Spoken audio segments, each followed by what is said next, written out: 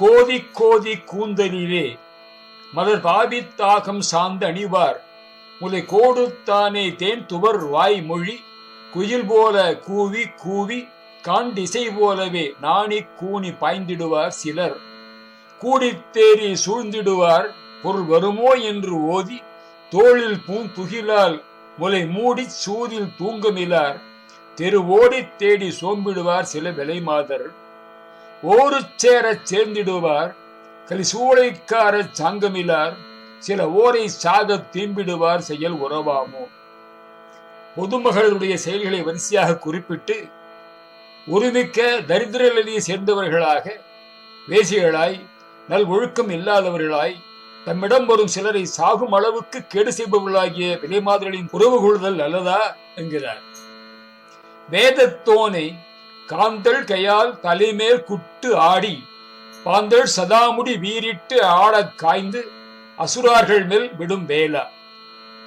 வேதத்தோனை காந்தள் கையால் தலைமேல் குட்டு ஆடி, வேதமல்ல பிரமனே, காந்தள் மலர் போன்ற கையால் தலையிலே குட்டி விளையாடி பாந்தள் சதாமுடி வீரிட்டு ஆட, ஆதிசேஷனாகிய பாம்பின் நூற்றுக்கணக்கான முடிகள் வேதனைப்பட்டு அசைய காய்ந்து அசுரார்கள் மேல் விடும் வேலா. கோவித்து அசுரலின் மேல் வேராயத்தை செலுத்தியவனே, வேளை சீரி தூங்குலொடே வயமாவை தோலை சேர்ந்து அணிவார் இடமீது உற்றாள் பொன் சாம்பவி மாது உமை தரு சேயே. வேளை சீரி மன்மதனை கோபித்து தூங்குலொடே வயமாவை தோலை சேர்ந்து அணிவார்.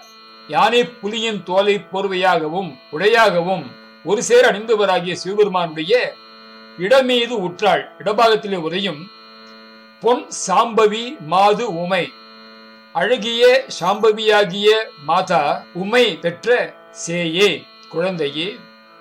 நாதத்து ஓசை காண் துணையே சுடர் மூலத்தோனை தூண்டிடவே உயிர் நாடி காலில் சேர்ந்திடவே அருள்.